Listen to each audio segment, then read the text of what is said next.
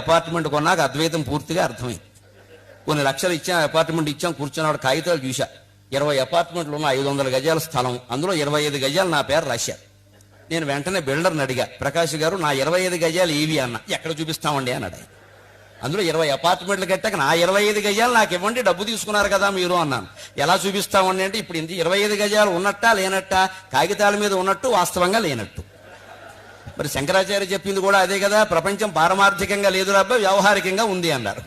ఇంకా అర్థం కావాలంటే అపార్ట్మెంట్ మధ్యలో కూర్చున్న కుర్చీ వేసుకుని ఇచ్చాం కదా, 25 లక్షలు కూర్చోవాలి కదా.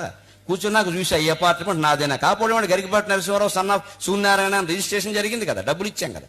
కానీ నాది కాదని అర్థమైంది. ఈ గోడ చూసా, ఆ గోడ నాది కాదు. అక్కడ పక్కన సరిపడికల పాపయ్యని ఇంకోడు ఉన్నాడు, గోడ కామన్. ఏమన్నా మేకు కొడితే వాడు వస్తాడు, చప్పుడు అవుతుంది. పోనీ ఈ గోడ నాదేనా, ఇక్కడ దగ్గుబల్లె దొగ్గాయని ఇంకోడు ఉన్నాడు, కాస్త చప్పుడైతే వాడు వస్తాడు. ఈ గోడ నాది కాదు. పోనీ పైన నాదేనా, సీలింగ్ ఫ్యాన్ నాదే, సీలింగ్ నాది.